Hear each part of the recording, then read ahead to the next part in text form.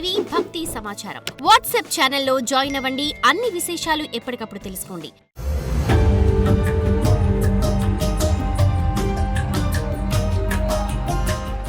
ఓం నమః శివాయ. ఓం నమో నారాయణాయ.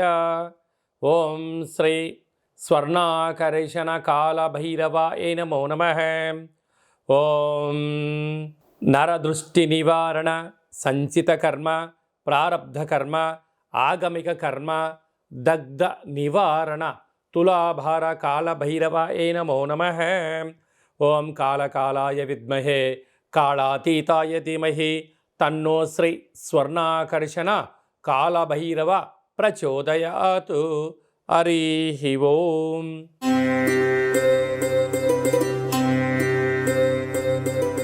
కన్యరాశి వారు కార్తీక మాస బహుళాష్టమి ఆదివారం అమావాస్య రోజున ఎలాంటి విధులను పాటించాలో ఈ వీడియోలో సవివరంగా సంపూర్ణంగా తెలుసుకుందాం. కన్యరాశిలో ఏ నక్షత్రాలు వస్తాయి అనగా ఉత్తరా నక్షత్రంలోని 2, 3, 4 పాదాలు, హస్తా నక్షత్రంలో 4 పాదాలు, చిత్తా నక్షత్రంలోని 1, 2 పాదం కలిపితే కన్యరాశి అవ్వడం జరుగుతుంటుంది. చాలామందికి పుట్టినటువంటి కాల సమయంలో డేటా బర్త్లు లేనటువంటి వారికి పేరు యొక్క మొదటి అక్షరాన్ని అనుసరిస్తూ ఆ రాశిని తెలుసుకునే ప్రయత్నం చేద్దాం. టో, పా, పి, పు, ష, అణ, ఠ, పే, పో అక్షరాల వారందరూ కూడా కన్యరాశి జాతకులే. కన్యరాశి యొక్క అధిపతి బుధ భగవానుడు. వీరికి రాశిలోనే కేతు సంచార స్థితి ఉండడం, తృతీయంలో రవి బుధ సంచార స్థితి ఉండడం వలన తల్లిదండ్రులతో, అన్నదమ్ములతో, అక్కా చెల్లెలతో, గురువులతో, సహ కుటుంబ సభ్యులతో, సహ ఉద్యోగస్తులతో, మిత్రులతో వీలైనంత వరకు గౌరవాన్ని ఇవ్వండి, గౌరవాన్ని పుచ్చుకోండి. మీకు ఎన్ని తెలిసినను పెద్దవారి దగ్గర మౌనంగా ఉండండి, వినయంగా ఉండండి.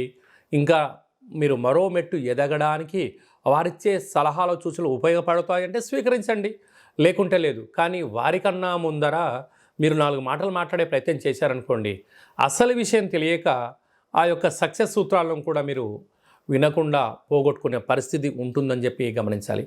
అర్ధాష్టమ శుక్ర భగవానుడు నూతనమైన ఫోన్లు, ల్యాప్టాప్లు, కార్లు, బంగారాభరణాలు, షేర్లు, క్రయ విక్రయాలు యోగించినట్టు కనపడతాయి.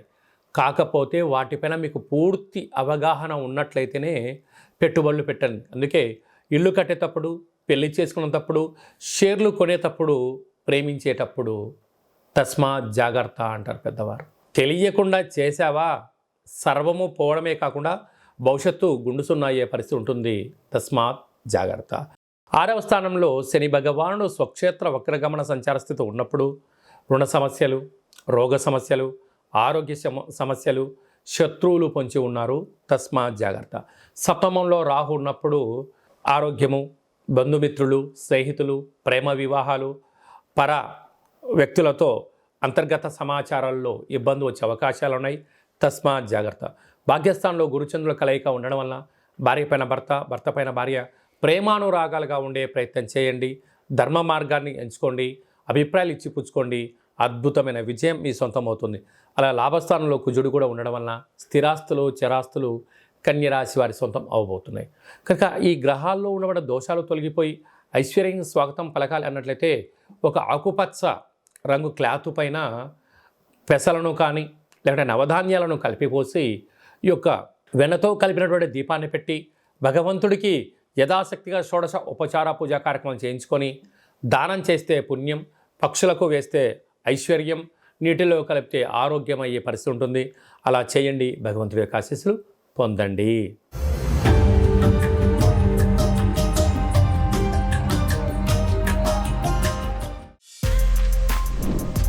For more videos like this, subscribe Big TV channel.